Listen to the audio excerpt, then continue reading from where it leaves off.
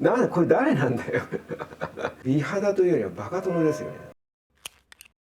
絵を描いて暮らしています阿部義俊と申します。このチャンネルはプロのイラストレーターである僕阿部義俊が絵に関連するいろんな話をするチャンネルです。今回は絵描きとカメラという話です。先日 DJI のポケット3というカメラを買いました。これ自体は前評判の非常に高いカメラで、自分自身も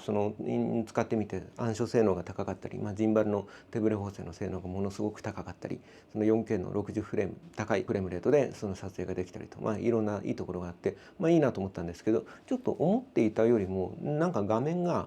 のっぺりしているというか、自分の例えば顔を写した時とかにもなんか影があまり乗ってないのかのぺっとした絵になって、その割にはシャープネスがちょっと強すぎたりして、絵作り的には今まで使っていたそのキヤノンのパワーショット V10 の方が自分のその好みに近いような絵作りで、キヤノンは人の肌の色とか再現するのが非常にうまいメーカーなんで、そのあたりも含めてかなと思ったんですよ。で、新しいカメラだったんで、そうなのかと思ったんだけど、よく見てみたら、美肌モードみたいなもんがいつの間にかちょっと自分がうっかりオンにしていて、その結果として僕の顔をなんか必死にこのおっさんの顔をシワとかシミとかを補正してくれていたみたいで、その美肌モードどうせだったらちょっとおもちゃみたいな機能がついてるなと思って、せっかくだからちょっとそれがどのぐらいのもんなのかを、試してみようと思って、美肌モードを全開にすると52歳のおっさんの顔がどのぐらい美肌になるのかをちょっと試してみようと思います。今これ撮影してますけど、そうか、撮影中に美肌モードとかを切り替えることはできないみたいで、一回じゃあ動画を切って、今美肌モードなしになってますけど、これから、全部フル盛りにしていったら、どのぐらい自分の顔が、変わるのかをちょっとお見せしようと思います。まずこれが美肌モードで、今これが0の状態です。美肌モードを中途半端だとあんまり多分分かんないと思うんで、一気に50まで上げてみます。じゃあ50まで上げるとこんな感じで分かりますかね。僕この辺にちょっとシミがあって、シミがなんか星の星座みたいになんかニキビ跡が残っちゃっていて、これなんかあんま気にしてなかったんだけど、一回気になったらなんかなんだろう、北斗の拳みたいだなと思って、ちょっと気になりだしてるんですけど、これをなんとかできないかなと思ってはいますが、機械的に処理するとこれ100まで上げるとほぼほぼ見えなくなりますね。ただなんか顔に霧がかかったみたいな感じになるんで、肌の質感的には上げるとそうですね、そのシワとかもなくなるんで、いいっちゃいいんですけど、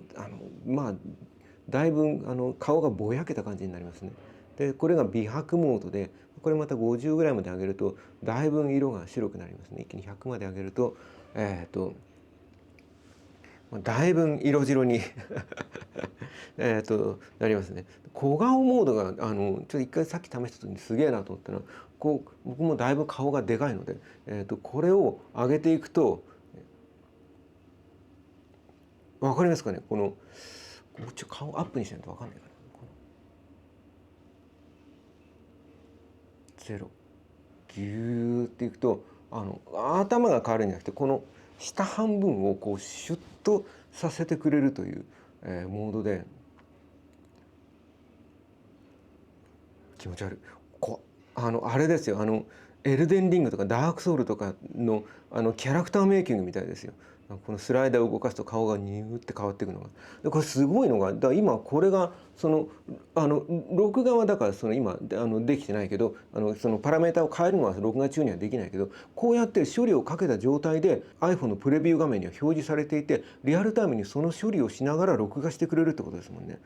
で顔もだいぶ小顔になりましたよ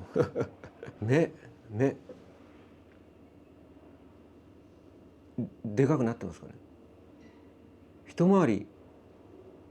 ちょっと漫画っぽくなりますよねあ影とか美肌になりすぎて、やっぱり顔の凹凸が全部飛んじゃうんで、やっぱり100%にすると不自然極まりないですけどね。さらに、目の下のクマを消す。目の下のこれもゲームにありますよね。なんか血色をどうこうみたいなモードで。そして鼻です。鼻、これも100%まで上げると、100%まで上げるとだいぶこれ今ゼロ戻しました。100、0、100、だいぶこれすごいですよね。だからどの角度を見てても鼻を認識して、小さくしてリアルタイムで小さくしてるんですもんね。LINE とかのビデオチャットとかにも似たような機能、変な猫の耳をつけるみたいなやつはありますけど、それに比べてもその立体としての人間の顔の整合性をおかしくしない範囲でこんだけ動かすっていうのはすごいですね。口が、マイナス50からプラス50まであって、マイナスにすると口がでかくなって、プラスにするとおちょぼ口になりますね。今ちょっとちっちゃくしてみましたけど、もうだいぶなんだろう、だいぶ持ってる感じがすごいですね。そしてこれはなんだ、歯、僕らでコーヒーとかワインのせてだいぶ歯が失礼、なんかこう見せるもんでもないですけど黄色くなってるんで、これを白くするとわ、すげえ白くなる。ビカビカですよ。なんかマウスピースみたい。多分なんかこれ100までいくともう完全に不自然ですけど、多分その僕ぐらいの感じでも20とか30とかだとちょっとだけ歯が白くなったような感じはしますね。だから加減が次第ではもしかするといいのかもしれないですね。口紅機能はまあ僕につけちゃダメですけど、まあ、つけるとうわー真っ赤っかだ。もう謎のなんかおばさんというか、なんかチーク、うっすらとほっぺたが赤くなってますね。で眉毛、今美肌モードなんで眉がだいぶ白飛びしてますけど、これ誰なんだよ眉毛を、オンにするとすげえ変わる。すげえ変わるし、これこれはなんだろう、美肌というよりはバカ殿ですよね。いいんですよね。口紅とチークはちょっと本当にすげえな。というわけで、おっさんが美肌モードをフル盛りにするとちょっとバカ殿みたいになるってことが分かりました。ただだからさっきも言ったけど、これ全部盛ると本当にめちゃくちゃになりますけど、美肌とかもあれ、今なんかチークオンになってる。チークオンになってる。100までいったらやりすぎだけど、きっとその20前後ぐらいで抑えておけば美肌もちょっと上げるとか、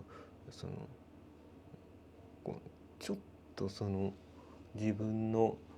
このシミみたいなものがちょっと消えるところぐらいまでを、小顔とかもやりすぎると小顔モードで顔見慣れてくると、こうやるとなんか下膨れになったみたいであれだな。でもだからなんか20前後ぐらいを入れると、目の大きいのは目の大きいのも、でも最初見た時になんか化け物かと思ったけど、なんか見慣れてきてこう戻すと目が小さくなったような気がしてしまう。目を大きくするのはでも人相が変わりますからね。クマ消しは今僕はたまたまそんなにクマが目立ってないんで、あんまつけてもつけなくても分かんないですけどね。鼻緒でもね、そうだな、こうじゃあ10、20ぐらいはつけといてもいいかもしれないですね。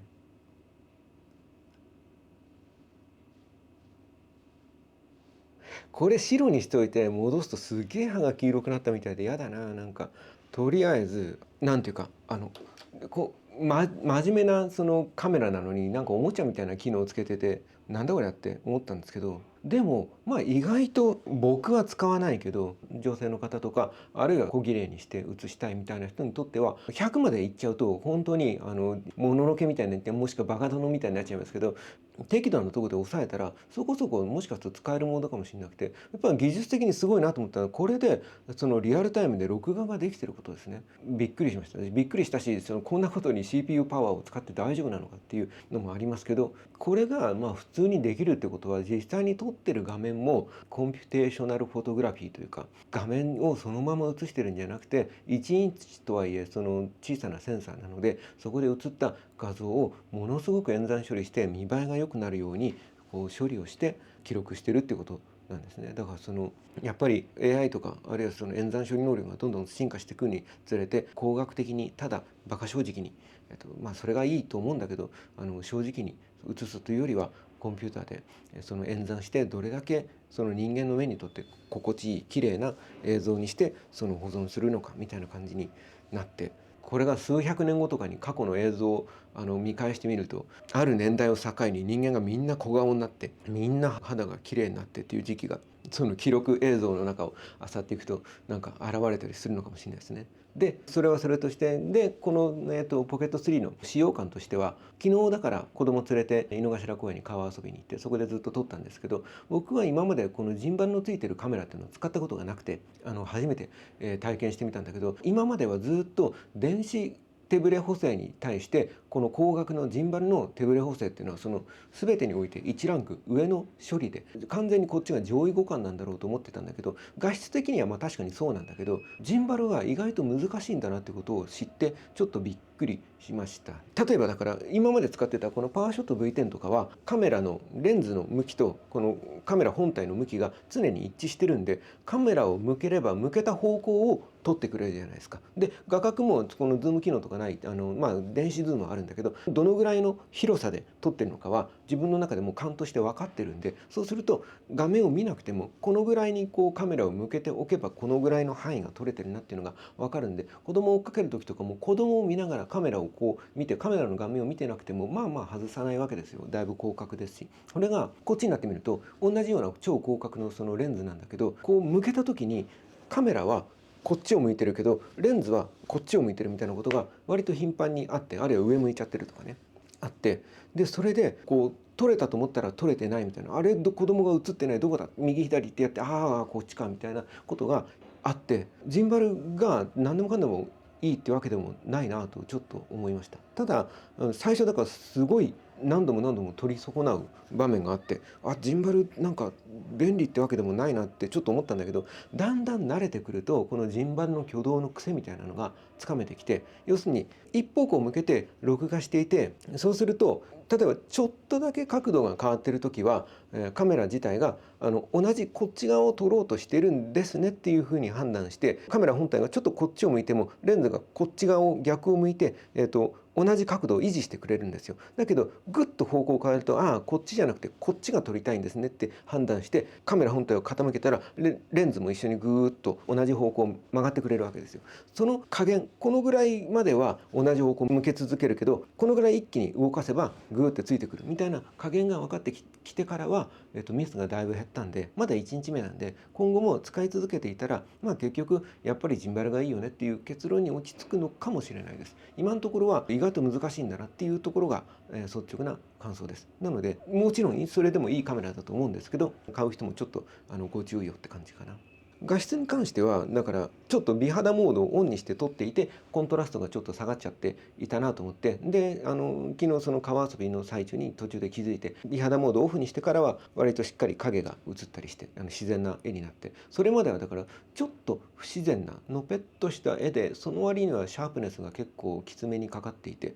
映像というよりはその電子的な画像データみたいな印象のある絵でちょっと心配したんですけど、今そのモードをちゃんとやってからはパッと見た感じではだいぶやっぱ画質的にはやっぱりその綺麗な絵が撮れるカメラだなと思いました。方向性としてはでもやっぱりなんかちょっとカメラごとになんか絵作りってそのメーカーごとに違うんだなっていうのが分かって面白かったですね。同じような1インチセンサーで広角で Vlog カムって言ってもパワーショット V10 とこのポケット3ではだいぶ絵作りが違って、それでもなんかそうだな、なんか僕はキヤノンの肌の出方とか割となんか好きだったので、今どうしても 4K の30なり60フレームで長時間の撮影ができないとちょっと困る状態だったんで買い替えましたけど、もし今後パワーショット V10 の後継機とかが出て、それがその 4K の60フレームで長時間全然いけますよ、熱大丈夫ですよみたいになって、で今細かいところ修正されてきて、なんだろうな、このスタンドとかも例えばもうちょっと高さのある位置から撮れますよみたいな、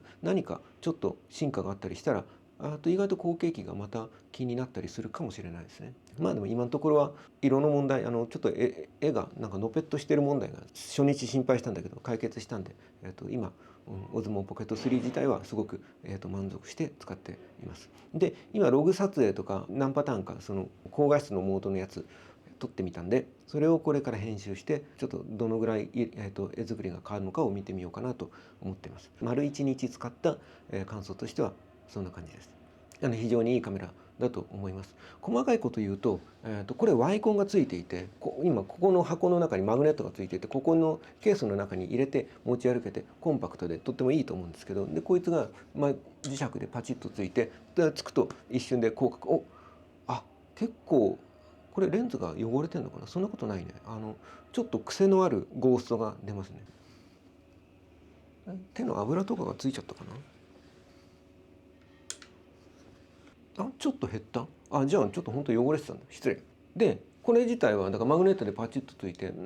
ちょっと振りましたら落っこしそうな怖さはあるけど、しっかりと一応ついてるんで大丈夫だと思うんですよ。でこれ自体はいいなと思ったんだけど、こうやってワイコンつけた状態で電源切るとジンバルに引っかかってレンズを安全な位置にカチッと収納してくれる状態にならないんですよ。これすごい不便で、撮影中に電源を頻繁につけたり切ったりしながら撮影するもんじゃないですか。ずっと電源つけたまんまジンバル動かしたまま持ち歩くもんじゃないんで。なのでその度にこれ外してケースに戻して、またマグネットパチッと外してここに戻してなんてできるわけないんで、ワイコンの運用が非常に今のところネックというか、これワイコンついててもカチッと閉まる状態にしてほしかったなっていうのはすごく思いましたね。ワイコン自体は欲しい場面は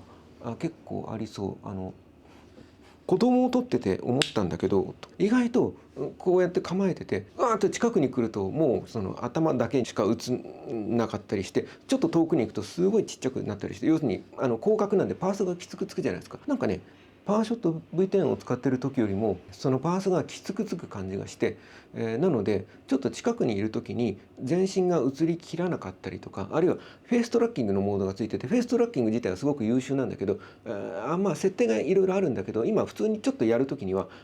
人の顔が真ん中に来るじゃないですか。そうすると足元が映んなかったりみたいなことがあって、もうちょっと広角だといいなって思うことは結構あったんですよ。なのでワイコンなんかうまく運用できるといいですね。他の YouTuber の方でこいつの背面に鉄板かな、マグネットかなをテープで貼り付けて、使用中はそこにパチッとつけて、ケースのところにワイコンいちいち入れるのすごい大変じゃないですか。でも本体の背面にちょっと止められるとかだったらそんなに不便ではないんで、それで運用して完全にケースにしまう時にはケースにワイコンしまうみたいな使い方をやろうとしてる方がいて、それはいいかなと思いました。でこいつフェイストラッキングの機能がついていて、これが大変に優秀で、だから走り回る子供を映していた時にこんなに精度高いのかってびっくりしましたね。要するに下の子が自転車で連れてって自転車のヘルメット取らないまんま川にバーッと走ってっちゃって、でずっと結局なんか取らないまんま一日遊んでたんですよ。だからでっかいヘルメットをかぶって顔がほぼほぼ隠れて見えない、ちょっと横向いたらもう全く顔見えないみたいな状態で、顔と認識するのすごい難しいだろうにと思ったんだけど、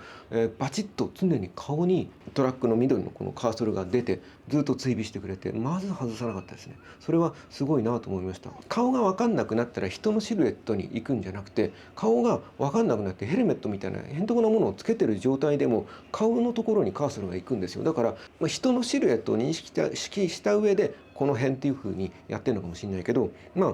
顔の認識力がすごかったです。反面物陰に子供が隠れて、例えば手前に大きな木があってその奥を子供がわーっと走っていくみたいな場面では 1,2 秒だとスーッと反対側から子供が出てきたら引き続きそっちにカーソルがグッていって追尾してくれたんだけど、ちょっと長時間外れると見失いましたって言ってなんか諦めてしまってましたね。出てきた時に改めてそこにもう一回トラッキングが行ってくれる時もあるけど、結構そこで諦めちゃうことが多くて、